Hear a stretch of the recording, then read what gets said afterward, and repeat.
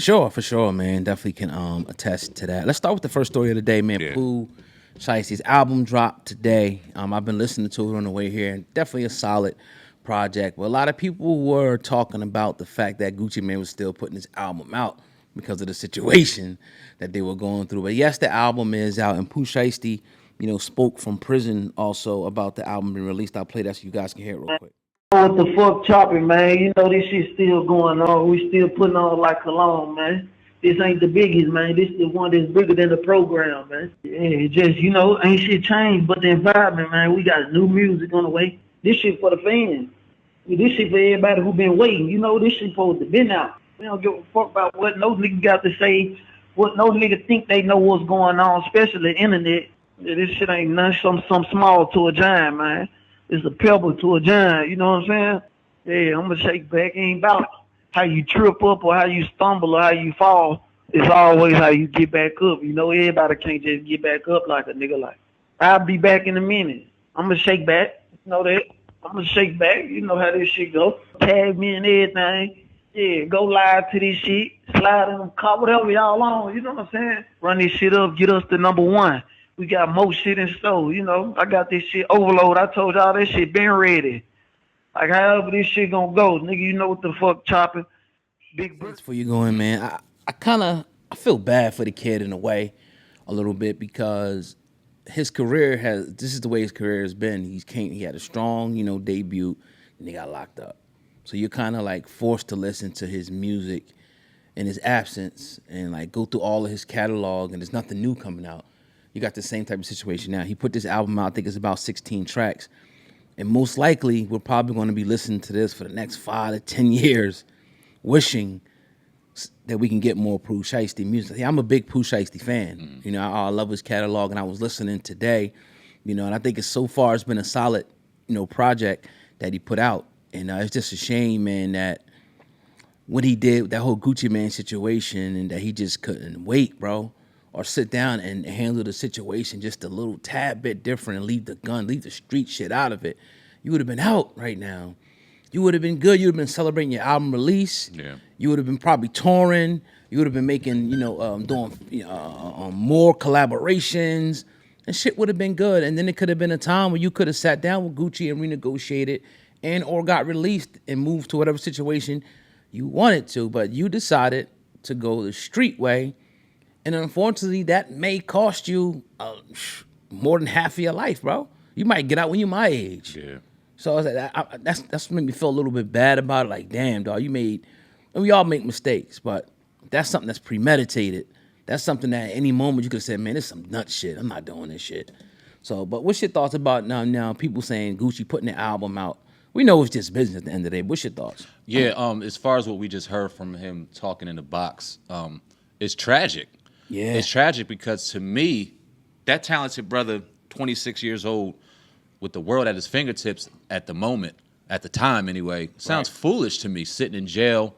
First off, you in a box, and you mentioned that what's a pimple to a giant? Well, that giant can't even be seen. That giant can't move. That giant can't flex because that giant is in a fucking box that's bigger than that giant ever could imagine. Mm-hmm. Can't move.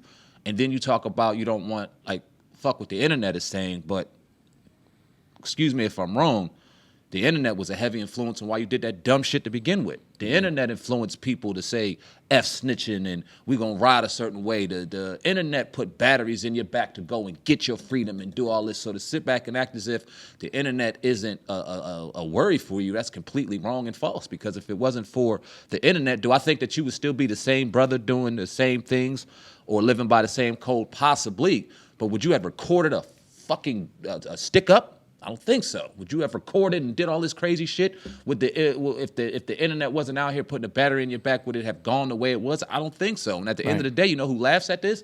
Gucci. Because as he sat back and done all these things, he's sitting there as a 46-year-old man, got stuck up, got people calling him a rat and snitch, and nobody's putting a battery in his back. You know what they did? They said, oh no, we're gonna release this music.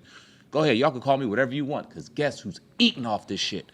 At his house with his wife and his kids. You know who has the freedom to go out and go to a store if they want? That snitch. You know who has the freedom to go to another fucking island right now off of your album? That snitch. And here you are, the realest nigga on the block. You got all these internet clowns talking about how you the realest in the street, you the realest rapper.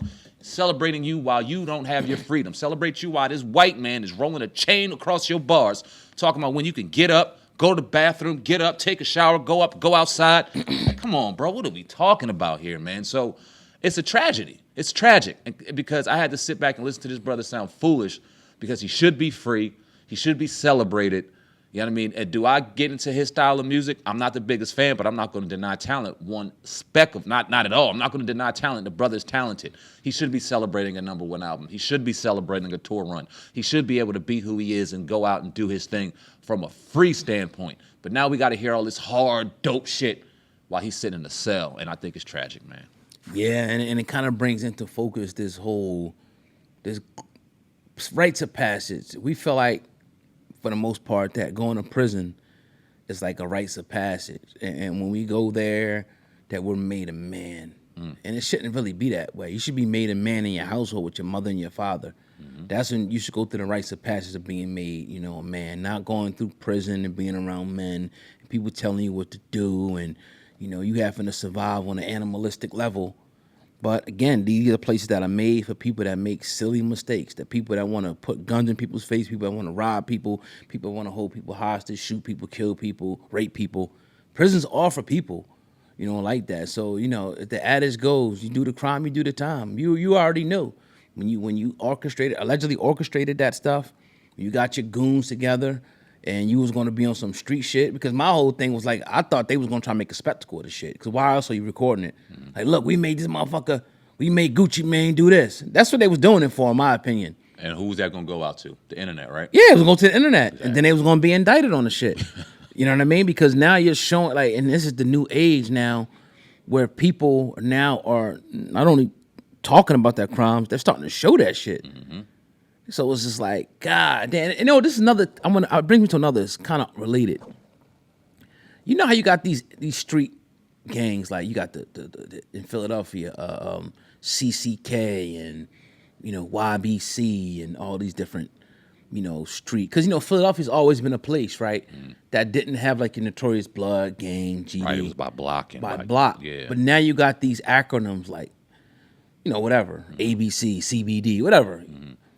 Do you think, and this is maybe I'm off a base with this a little bit, but would you say that OBH was one of the first, people that had these acronyms in Philadelphia, and people copied off of that? That's the first. Maybe my history's off, but that's the first I kind of heard of. And then after that, you seen, more of these, people coming out with these street. Yeah. You know what I mean? Like YBK and this and that. YNW. And yeah. They were kind of like the first. You started seeing like the wave around that time. Because I remember when we had Vic, and now OBH was still going on, but they had their little crew YBK, and they were Young Black Kings. You know what I mean? Okay. So them little acronyms started becoming popular. But I guess from where we at and what we're accustomed to, the area we in, OBH was definitely one of the first I could think of. And then YBK because of Vic. That's what I was thinking. And then obviously you got NBA Youngboy, and I didn't know what the fuck that meant at first, but that never broke again. So these kids like using these acronyms, but OBH for me was the first one, and then it started kind of it went crazy. And everybody started kind of naming their gangs and affiliations under these acronyms, making it easier for police to put RICOs on their ass. But hey. Yeah, and that's the crazy part about it, because once you classify yourself, right, now they can put you, like you was getting away with it before.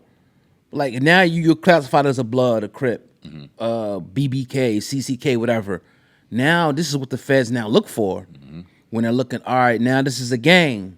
Now this is an organization. Now we could bring in the RICO Act. You could be doing credit card scamming.